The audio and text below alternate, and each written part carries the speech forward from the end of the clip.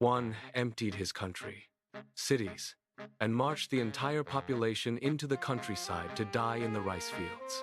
The other declared himself lord of all the beasts of the earth, and reportedly kept severed heads in his refrigerator. Both ruled small nations in the 1970s. Both killed a horrifying percentage of their own people. Neither one of them was ever truly punished for what they did. Tonight, Pol Pot and Idi Amin, two of the most brutal post-colonial leaders of the 20th century. Two completely different forms of mass murder. One question: who was truly more dangerous? Welcome back to Evil versus Evil, Monsters of History. This is episode 16. Born in Prek Spav, Cambodia, in 1925, Saloth Sur, the man the world would come to know as Pol Pot, was the eighth of 9 children in a modestly prosperous Khmer farming family along the Sangkhe River. His father was a landowner. His sister was a concubine at the royal palace. By Cambodian standards of the time, he grew up comfortably and was sent to French Catholic schools, where he was a quiet, mediocre student who rarely spoke and who his classmates remembered as shy, polite, and unfailingly pleasant. In 1949, he won a scholarship to study radio electronics in Paris. He never graduated. Instead, he discovered the French Communist Party. He read Marx in French. He attended underground meetings of Cambodian and Vietnamese exiles. He returned to Cambodia in 1953 as a committed communist revolutionary, determined to build a peasant utopia in the rice paddies of his homeland. For the next 20 years, he was a teacher of French and history at a Phnom Penh high school. His students remembered him as the gentlest teacher in the school. He spoke softly. He smiled often. He never raised his voice. In the evenings, after the bell rang, he went home to plan one of the most radical revolutions in human history. In 1968, his Communist Party, which he had renamed the Khmer Rouge, began a guerrilla war against the Cambodian government. By 1973, the American bombing of Cambodia during the Vietnam War had destabilized the countryside and driven hundreds of thousands of refugees into Pol Pot's arms. On April 17th, 1975, the Khmer Rouge entered Phnom Penh. The Cambodian Civil War was over. The horror was just beginning. Pol Pot called it Year Zero. The clocks of history, he declared, had been reset. Cambodia would now be the purest agrarian communist state on earth. He emptied the cities at gunpoint within 72 hours. 2 million people, the entire population of Phnom Penh, were marched into the countryside on foot, regardless of age, illness, or capacity. The sick died on the road. The elderly died in the ditches. Children died in their parents' arms. In the countryside, he abolished money, schools, hospitals, religion, music, books, eyeglasses, and most professions. Anyone who could read, anyone who spoke a foreign language, anyone who wore eyeglasses, anyone who had soft hands, anyone who looked like a former city dweller, was killed. The educated, the Buddhist monks, the ethnic Vietnamese, and ethnic Cham, doctors, engineers, lawyers, teachers, they were marched to mass graves, where Khmer Rouge soldiers, often teenagers, killed them with farm tools rather than waste bullets. The notorious Tool Slang prison, known as S-21, processed at least 20,000 prisoners through torture and execution. Only 7 inmates survived. Across the country, in what became known as the killing fields, an estimated 1.5 to 2 million Cambodians, roughly 1/4 of the entire population, died in less than 4 years. The Khmer Rouge regime ended in January 1979 when Vietnam invaded Cambodia and drove Pol Pot's army into the western jungle. He spent the next 19 years hiding in the mountains along the Thai border, still leading a diminished Khmer Rouge insurgency, still claiming he had done nothing wrong. He died on April 15th, 1998, of apparent heart failure, the night before he was to be handed over to American authorities for trial. He was 72 years old, and he died unpunished. That was Pol Pot, the polite teacher who emptied a nation. Born in Koboko, Uganda, In 1925, Idi Amin Dada Ume was the son of a Kakwa peasant farmer and a Lugbara woman who worked as an herbalist. His parents separated when he was a small child. His mother, by some accounts, practiced witchcraft. Idi grew up tall, athletic, semi-literate, and possessed of an enormous physical presence. He stood 6 feet 4 inches and weighed over 240 pounds at his peak. In 1946, he enlisted in the King's African Rifles, the British colonial army in East Africa. He was a disciplined, brutal, and effective soldier. He served against the Mau Mau uprising in Kenya, where his unit was accused of multiple massacres of Kenyan civilians. He was promoted regardless.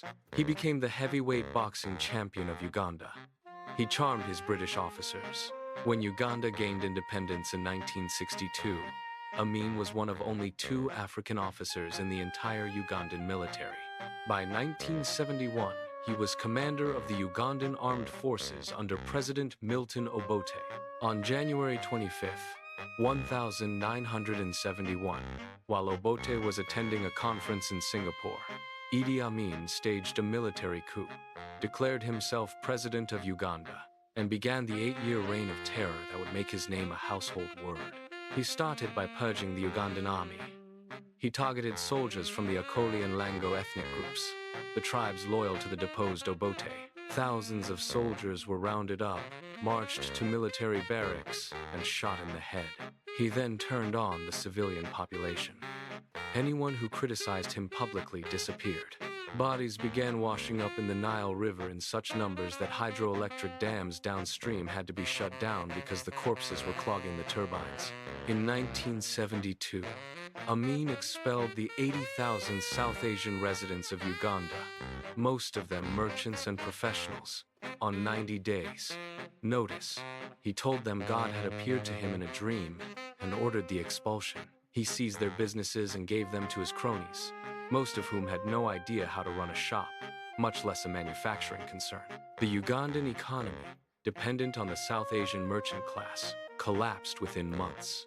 He gave himself titles: His Excellency, President for Life, Field Marshal, Lord of all the beasts of the earth and fishes of the seas, Conqueror of the British Empire in Africa, in general and Uganda in particular. He told interviewers that the British should respect him because he had defeated their empire.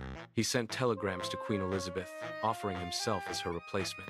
Estimates of the dead during his rule range from 100,000 to 500,000. He kept the severed heads of political enemies in a refrigerator at the State Research Center, the secret police headquarters. Reports of cannibalism, including the alleged consumption of one of his rivals, were widespread enough that the British medical journal, The Lancet, published a study analyzing the possibility. In 1978, Amin invaded northern Tanzania. The Tanzanian army counter-invaded. Within 5 months, his regime collapsed.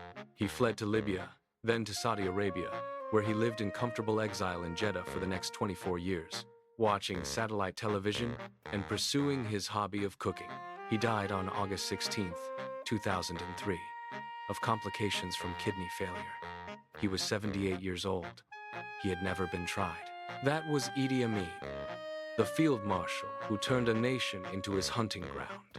Now let us put these two side by side. Category 1. Body count. Pol Pot killed approximately 1.7 million Cambodians out of a population of 8 million, a death rate of over 20%. Idi Amin killed approximately 300,000 Ugandans out of a population of 10 million, a death rate of 3%. The edge in absolute numbers is Pol Pot. The edge in percentage of the population is Pol Pot. The edge is Pol Pot by every possible measure. Category 2. Method of terror.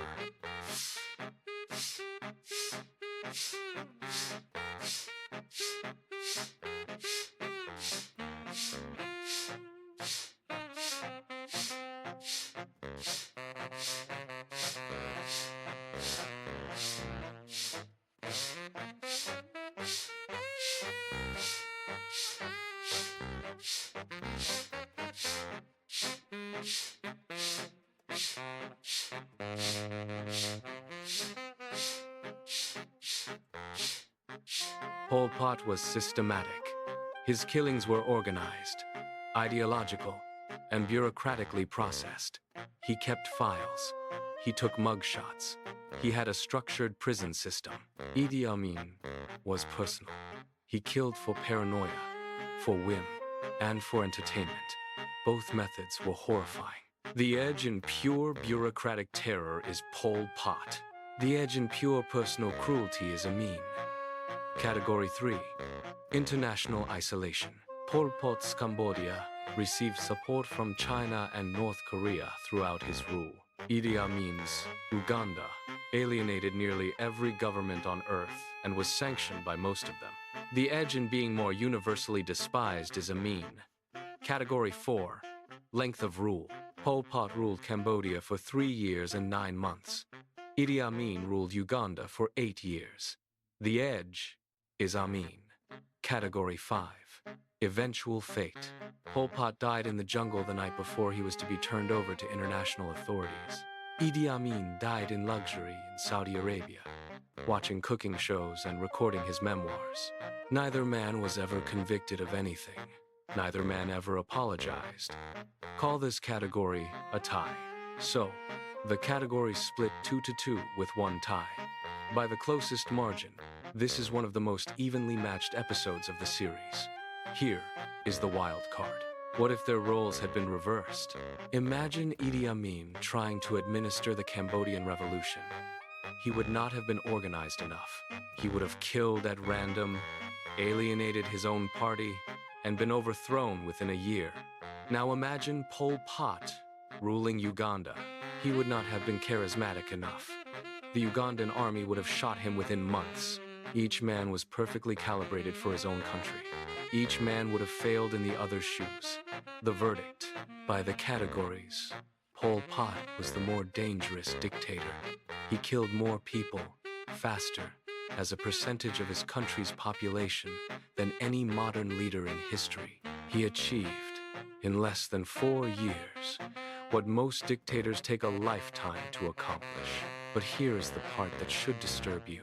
Idi Amin became a global cartoon villain, mocked on Saturday Night Live, parodied in cartoons, played by Forrest Whitaker in an Oscar-winning film. He is the dictator America loves to laugh at. Pol Pot, who killed 5 times as many people, has no equivalent cultural footprint outside Southeast Asia. The flashier killer became the famous one. The quieter killer killed more. Pol Pot was the system. Amin was the spectacle. The winner is Pol Pot. The one you can quote from a movie is Amin. Next episode, Elizabeth Bathory versus Mary I of England. 2 powerful women whose legacies are defined by mass death. One is rumored to have bathed in the blood of virgins. The other was nicknamed Bloody Mary by her own English subjects.